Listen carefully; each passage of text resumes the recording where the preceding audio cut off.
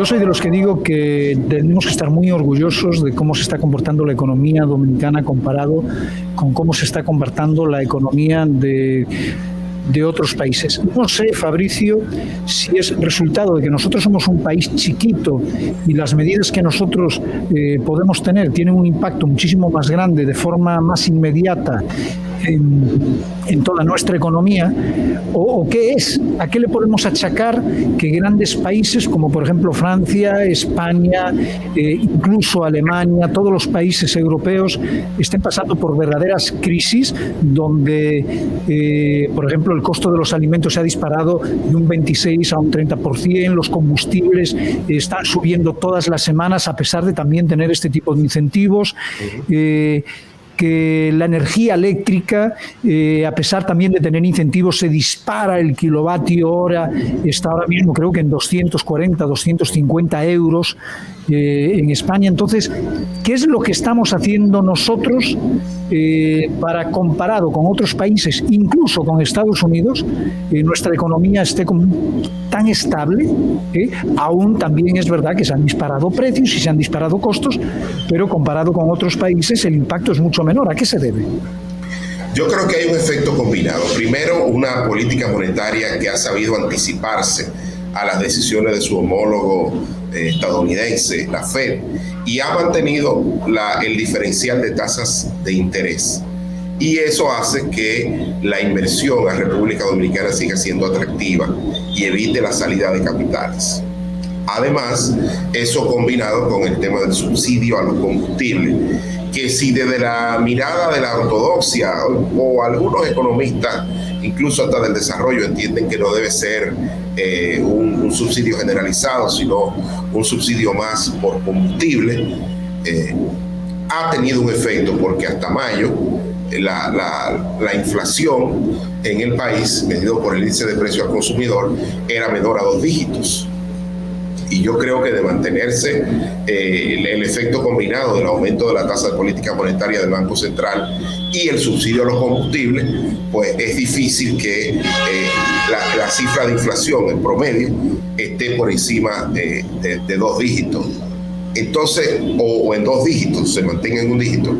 Fíjate qué ha pasado. Un pequeño país del Caribe como nosotros se anticipó y tomó algunas medidas que, tengo que admitirlo, todas me parecían lógicas desde el punto de vista de la economía, pero parece que están teniendo efecto. Cuando tú ves que hace un par de días el presidente Biden estaba hablando de la posibilidad de enviar al Congreso de los Estados Unidos una ley para quitar impuestos a los combustibles durante 3 meses, especialmente a la gasolina y al diésel, bueno, pues parece que algo en materia económica las autoridades dominicanas están haciendo bien. No, pero no solamente eso, o sea, hay que tener en cuenta que todos los países, todos los gobiernos siempre son muy reacios a tomar la decisión de quitar impuestos como el ITEVIS o reducir o ampliar los incentivos y sobre todo en tiempos de crisis.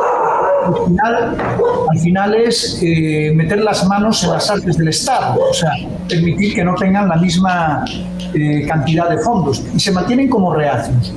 Y ahora mismo prácticamente la tendencia de todos los países, tanto de Estados Unidos como Europa, han llegado a la conclusión de tener que recortar impuestos y en diferentes ítems. España acaba de recortar de un 20% a un 10% el impuesto, el IVA al consumo de la energía eléctrica, y le acaba de bajar a un 5%, algo impensable hace nada más que un par de meses. Decisiones que nosotros tomamos ya hace mucho y al parecer pues no fueron malas decisiones. No, todo lo contrario. Yo creo que el tiempo le está dando la razón a las autoridades, tanto por el lado de la parte monetaria y por el lado fiscal, que está haciendo un sacrificio, que toda la semana está destinando recursos para el subsidio a los combustibles. ¿Hasta cuándo lo vamos a poder mantener y qué va a pasar cuando el gobierno ya no pueda dar esos 1.000 y pico de millones, que no son 4 ni 5, son 1.000 y pico de millones? ¿El precio del combustible se va a disparar al precio actual o arrancaríamos desde allá atrás? Lo que pasa es que el efecto inmediato de una desaceleración o de una recesión económica es que caigan los precios de los derivados del petróleo. Está actualmente hoy, amaneció por debajo de los $105 el barril, y lo que se prevé es que si hay una recesión en Estados Unidos, pues pudiera incluso bajar por debajo de los $100 el barril. Entonces ahí ya el peso del subsidio sería mucho menor que lo que establece el gobierno. Actualmente está dentro del rango que estableció el presidente Abinader, porque estaría por debajo de los $115 y por encima de los $85. Ahora, ¿qué es lo que hay que ver en el tiempo? Yo creo que uno tiene que, en esta economía de guerra que está viviendo el mundo, tener una mirada más allá de la ortodoxia económica y cruzarlo con el tema de la economía política. Yo creo que un gran acierto de esta administración es que ha pensado siempre en el costo social de las medidas desde que llegó.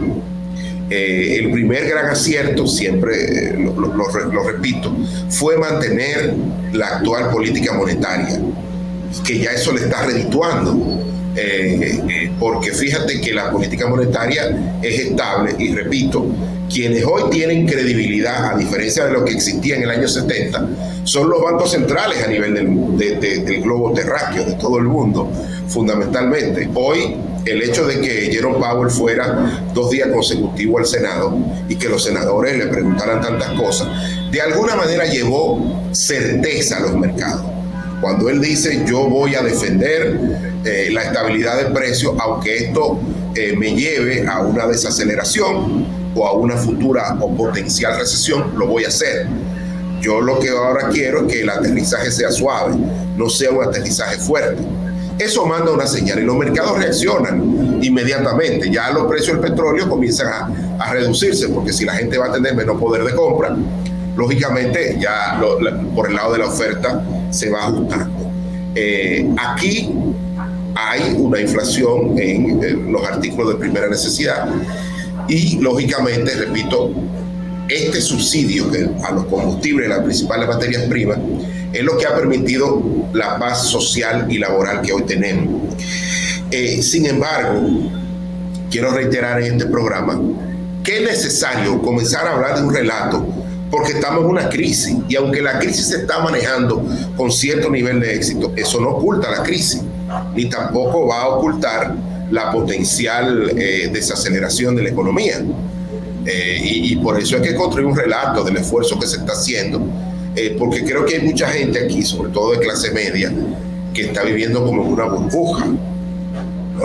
Como que no hay crisis, como que no se han preocupado de ahorrar, de gastar menos, de consumir menos combustible, consumir menos energía eléctrica. No, siguen viviendo como si no tuviésemos una crisis.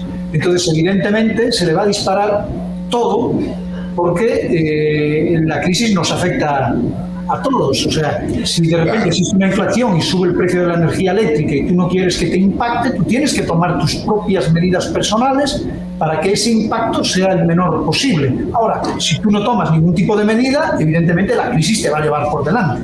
Claro que sí, claro que sí. Y creo que la clase media lo estamos sintiendo. Ahora, a veces la gente, los economistas hablamos que las medidas llegan con rezago. Es decir, es algo muy distinto que tú veas llegar la medida o que el anuncio y una vez te afecte.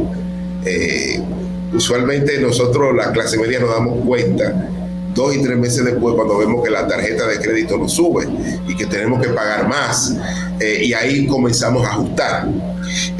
También tengo que decir que la desaceleración o la potencial recesión económica se va a sentir en nuestra economía con rezago, no se va a sentir de forma inmediata. Y hasta el momento la economía dominicana está creciendo. Se proyecta que termine este año con un crecimiento cercano al producto potencial, en torno al 5%, claro, con un mayor nivel de déficit por el tema de los subsidios, porque no solo el subsidio a los combustibles, sino el subsidio al sector eléctrico se va a disparar por el precio de los combustibles. Pero yo creo que lo vamos a lograr con tranquilidad social y convivencia pacífica. Miren alrededor, miren lo que está pasando hoy en Ecuador, que hay una situación de convulsión social importante con más de 15.000 manifestantes en la calle hace una semana. Y eso está en el caso de Chile también, que hay una huelga en Codelco, que es la mayor productora de cobre del mundo. Y todo eso es precisamente por toda la situación que viene del resto del mundo y que afecta a las economías domésticas. Aquí se ha manejado con cierta destreza, pero hay que ir construyendo un relato, diciéndole a la gente, miren, estamos en una crisis, comience a tomar medidas. Si usted iba a vacacionar fuera, vacaciones en el territorio nacional.